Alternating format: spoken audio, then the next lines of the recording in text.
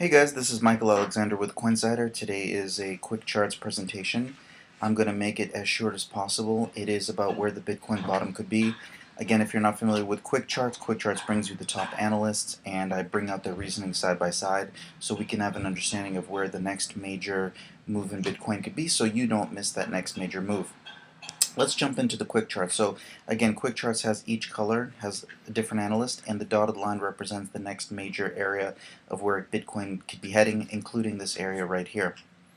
Okay, so let's go into the analysts. So we have the three here: Tyler Jenks, Crypto Crew University, and Wave 618. Let's jump into Wave 618. He predicted two areas, which is 3,200 and 2,400 to 1924. Again, this is going to be very quick. If you want more details about what specific things are, like a pitchfork or any other technical details, you just need to go to their YouTube channel and go through their videos to get a deeper understanding of what it is. So let's get into the reasoning one. The first reasoning for 3,200 is he put the demand order block. Demand order block is an area of a lot of price action, previous price action. He drew it out in this blue bar right here, and basically said that the bottom of this blue bar order block is 3,200. We've already hit that, so let's go on to the next reasoning. So the second major stop for Bitcoin, he says, is in the range of 2,400 to 1,900. And there's two reasonings for this area here. The first reasoning he draws out, which is the shift pitchfork. We just have three lines here, and the red line, he says if this red line is broken, it's going to go to this next line here. So this is the upper line, this is the bottom line. And the bottom line is at about $2,200. And the second reasoning is the demand order block. So the demand order block is the second one here in the blue lines. And if we get down to this demand order block, we're going to be in the ranges of 2,470 to 1,924. Another reasoning to go to that 2,400 to the 1,900 to the 2,400 region is the Fibonacci level. So if we trace out the Fibonacci level from the $154 bottom 2014 and we bring it all the way up to $20,000, we're going to end up at around 2371 on his 0.886 Fibonacci retracement, or about 1910, about 0.941. That's through his video that he put out there. So that's another reasoning for his 2,400 to 1,900 area. And also he mentions there's candlestick action in media regarding when the Bitcoin bottom is. So he basically says, when is the Bitcoin bottom? Towards the end of the video, to summarize, he mentions that in order to have a traditional bottom, we need to see a big hammer candle, a lot more buying action, or on high volume, or at least a big doji candle. As far as the media, there's not enough media attention. At a bottom or a top, there's normally lots of hysteria from the media. The news of the Bitcoin bloodbath would be trending very high. In conclusion, until we see the scenario of candlestick action and media hysteria, the bottom is not in. Let's go to the second analyst, which is Crypto Crew University.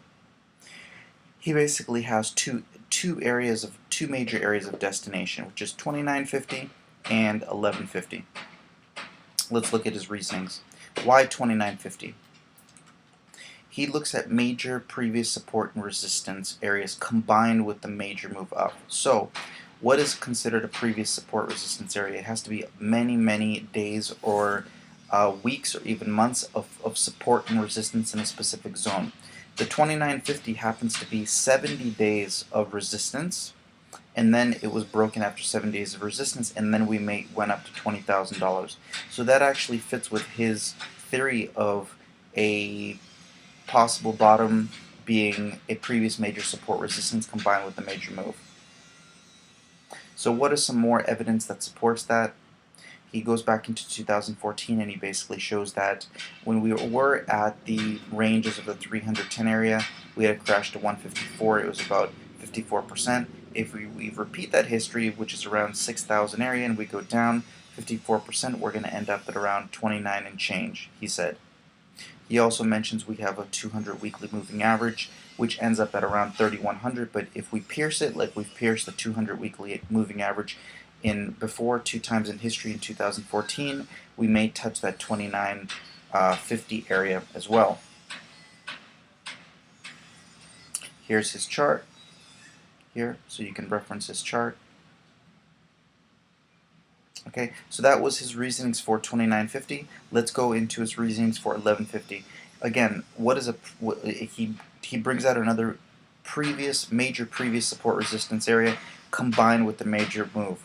So another major support area was around the 11.50 area from 2013, and we basically were under this for about over 3 years.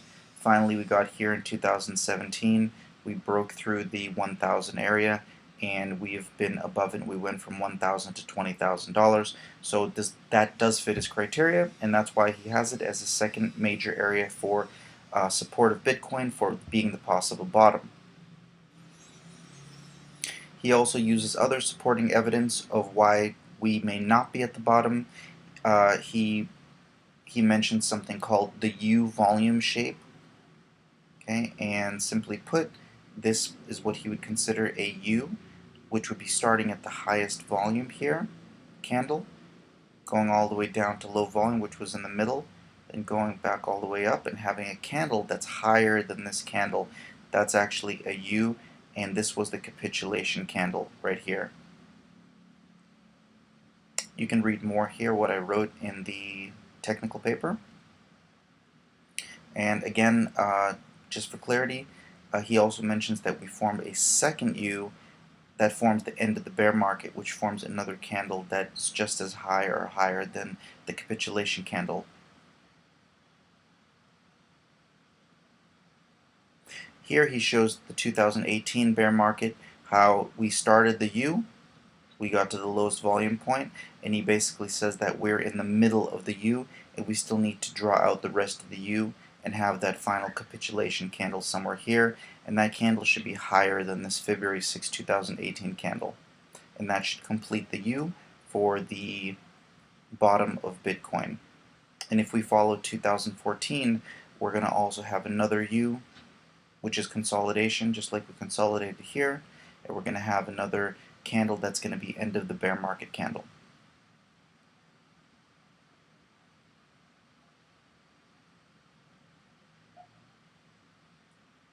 Another reason that he has is that if we do have a bottom, it normally follows very high volume, where we had a really large bounce from when we hit $155, we went all the way back up to $300, and that was a pretty significant bounce. The current situation of Bitcoin going to 3,200, we did not see a big, 50-100% bounce with high volume from that area, so Steve's reasoning is that that's probably not the bottom. Let's go to the third analyst, which is Hyperwave, or Steve Jenks. His YouTube channel is called Hyperwave, and he basically has different phases of a hyperwave, which is 7 phases. In his Medium article, he does mention that the phase 2 hyperwave is the 3,000 area, but then he mentions in his latest YouTube video on December 3rd that the phase 2 hyperwave is 6,000.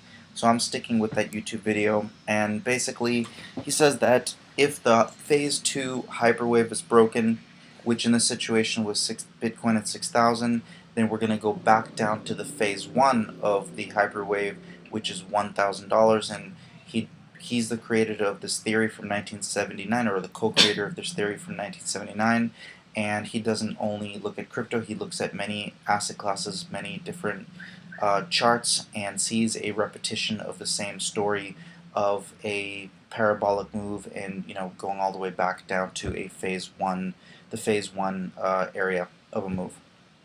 So in this case, again, it's 1,000. So Tyler is pretty confident that Bitcoin, the next major move is about 1,000. He does see, though, that 2,800 to 3,200 is a temporary resting spot.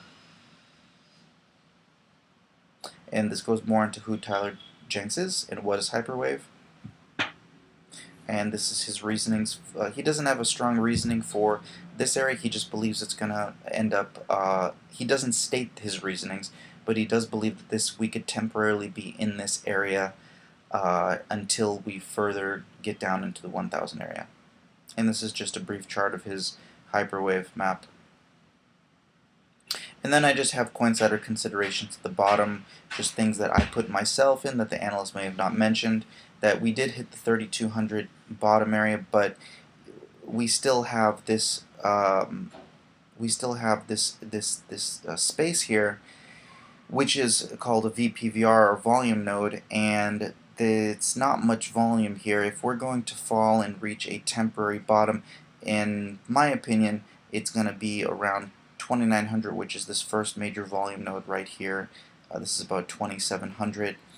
We don't have to go down there, but it is more likely that we probably would fall close to the 2900 area for a temporary bottom, if it is a temporary bottom. So that's the first point that I mentioned here. And the second point that I mentioned is the key Fibonacci levels, where again I drew 886 from $170 bottom in 2014 to 20,000, and it brings us to 2,400, and the 942 brings us to 1,300. And I just put some comments at the end of the video that as far as our current state of Bitcoin, Wave 618 has already reached the lower end of his first order block. Therefore, we may be seeing a bounce from this area. My second comment, as far as the Bitcoin being in from a technical standpoint, Wave 618 and Crypto Crew both mention we need to see conclusion with lots of volume coming in. Wave 618 mentions a big hammer, or at least a doji. Crypto Crew mentions we need a capitulation candle to be higher than the February 6th candle, and then we need to complete a U-shaped volume profile, as well as seeing significant bounce of at least 50%. That kind of are the features that you'd see in a bottom. In 2014, we saw 100% bounce from $170 all the way up to $300. It's close to 100% bounce when we did hit that bottom.